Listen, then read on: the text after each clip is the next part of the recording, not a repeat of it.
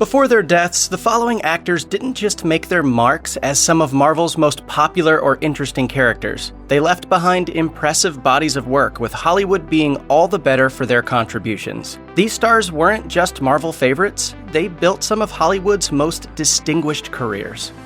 Miguel Ferrer comes from a major show business family. His cousin was superstar George Clooney, and his parents were Oscar winner Jose Ferrer and 50s pop star Rosemary Clooney. David Lynch fans remember Ferrer as the opinionated FBI agent Albert Rosenfield on Twin Peaks. Ferrer also co-starred in the 1994 adaptation of Stephen King's The Stand, playing Randall Flagg's right-hand man, Lloyd Henreid. Apart from his dozens of other TV guest star roles, Ferrer made memorable appearances in films including Traffic, Hot Shots Part 2, and RoboCop. But observant Marvel Cinematic Universe fans will remember him for his brief but important part in Iron Man 3. In the final entry of the trilogy, Ferrer played Rodriguez, the corrupt Mandarin-connected Vice President of the United States who tries to help assassinate President Matthew Ellis. Sadly, in January 2017, Ferrer died of cancer-related complications at the age of 61.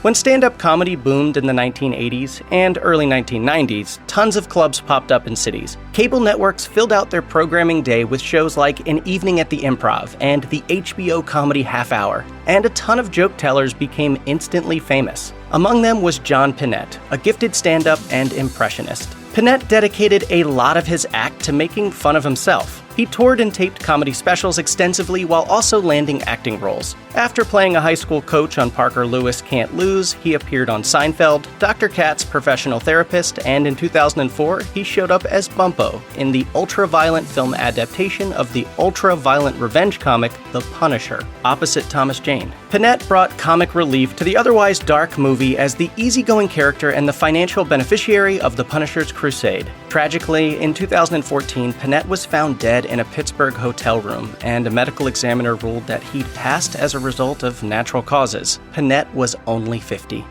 In 1969, Peter Fonda produced and starred in the hippie and counterculture classic biker movie Easy Rider, for which he received his first of 2 Academy Award nominations. The second came for 1997's Yuli's Gold, in which Fonda starred as a grieving beekeeper with a troubled family. In between, Fonda appeared in dozens of well-known movies, including The Last Movie, The Cannonball Run, and Escape from LA. Fonda's role in Ghost Rider as Mephistopheles was among the last in a long, legendary career.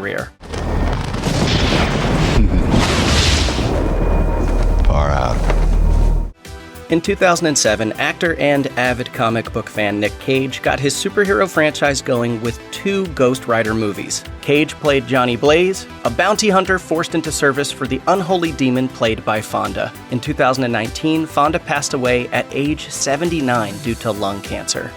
Just before 2010, Irrfan Khan got acting gigs in popular and acclaimed American and British films. He played a police detective in the Oscar-nominated Slumdog Millionaire, and he portrayed the adult version of main character Pi Patel, recalling his survival of a shipwreck in the Oscar-nominated Life of Pi. Khan showed up as Dinosaur Park owner Simon Masrani in Jurassic World, and he also played the villainous Provost in Inferno. Fans of Andrew Garfield's Peter Parker will also recognize Khan from The Amazing Spider-Man, where he played Oscorp executive and scientist Dr. Rajit Ratha. As a prolific television actor, Khan broke through to the A-list of Indian cinema in the 2000s and won numerous accolades for his work in Life in a Metro, Hasil, and Pan Singh Tomar, which won him a National Film Award for Best Actor. Shockingly, in 2018, Khan announced that he'd been diagnosed with a neuroendocrine tumor. Following a hospitalization in Mumbai for an infection in 2020, the superstar died at age 53. In 2008, Iron Man became the first Marvel Cinematic Universe entry, but the modern history of movies based on Marvel Comics characters goes back to 1986 with the critically reviled box office flop Howard the Duck. Protagonist Howard is involved in everything sci-fi, including the cosmos itself, personified and voiced by veteran actor Richard Kiley. The cosmos. Countless worlds upon worlds. Kiley was a decorated actor, appearing in shows like Hawaii Five-0 and Columbo, and won 4 Emmy Awards and 2 Tony Awards, including one for Man of La Mancha. Kiley died in March 1999 of a blood disorder. He was 76 years old. As one of film and TV's most prolific, intense, and versatile character actors, it's hard to say exactly which role is the one for which Reggie Cathey is best known. It might be Warden Martin Kearns on the harrowing prison drama Oz, or political organizer Norman Wilson on The Wire, or barbecue joint proprietor Freddie Hayes on House of Cards, which won Cathey an Emmy Award for Outstanding Guest Actor in a Drama Series. Cathey also played more than one role in multiple Marvel franchises. In the 2015 Fantastic Four reboot, he portrayed Dr. Franklin Storm, father of superheroes Sue and Johnny Storm. Cathey also starred in Netflix Marvel Cinematic Universe adjacent series Luke Cage, in the role of James Lucas, a pastor and the father of Luke. In February 2018, Cathey died at his New York City home from lung cancer, according to the New York Times. Cathey was 59.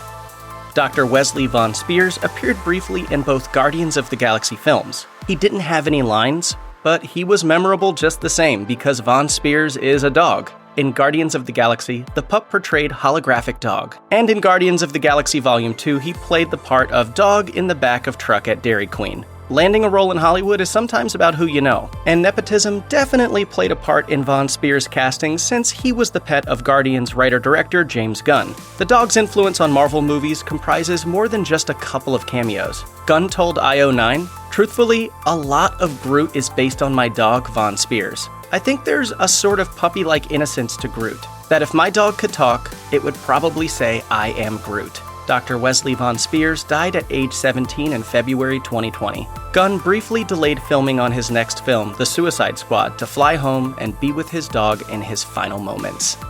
Check out one of our newest videos right here. Plus, even more Looper videos about your favorite Marvel movies are coming soon. Subscribe to our YouTube channel and hit the bell so you don't miss a single one.